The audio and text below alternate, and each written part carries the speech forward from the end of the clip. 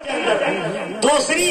ایک نعمت ان کے پاس ہے، کئی سلاسل کے بزرگوں کی خلافت آپ کو نصیب ہے۔ ایک تو سرکار تاج الشریعہ جو جانشین سرکار مفتی اعظم ہند ہے، ان کی خلافت بھی آپ کے پاس ہے۔ سرکار شیر نیپال، وہ شیر نیپال کہ جن کی کوئی آج تک مثال ہی نہیں ہے، وہ عظیم عالم دین کی خلافت بھی آپ کے ساتھ ہے۔ اور ایک خلافت سرکار قاضی شہر بنارس کا ہے، اور سرکار قاضی شہر بنارس سرکار مفتی اعظم ہند کے خلیفہ ہے۔ ان تمام بزرگوں کی دعاؤں کے وسیلوں پہ پڑھنے والا مقرر خطیب اہل سنت ناشر مسلک اعلی حضرت یقین کے ساتھ اگر یہ ذات صداقت پر بول دے تو صدیق اکبر کی یاد آنے لگے، عدالت پر بول دے تو فاروق اعظم کی یاد آنے لگے، اور اگر دور اندیشی پر بول دے تو سرکار حافظ ملت کی یاد آنے لگے، علم پر بول دے تو صدر الشریعہ کی یاد آنے لگے،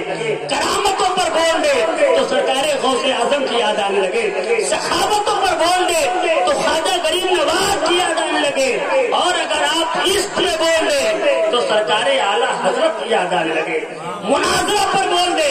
تو علامہ ارشد القادری علیہ الرحمہ کی یاد آنے لگے۔ ایسی عظیم شخصیت کو بلایا ہے حضرت علامہ مولانا ارشاد عالم صاحب قبلہ نے، جو کم عمر میں بہت سارا کام کیا ہے، دینی، ملی، مذہبی، مشربی، مسلکی سارے کام کو آپ نے کیا ہے۔ الحمدللہ آئیے اس عظیم عالم دین کا استقبال کریں، ایسے نہیں دونوں ہاتھوں کو ہوا میں لہرا کر کے نعرے کا جواب دے، نعرہ تکبیر،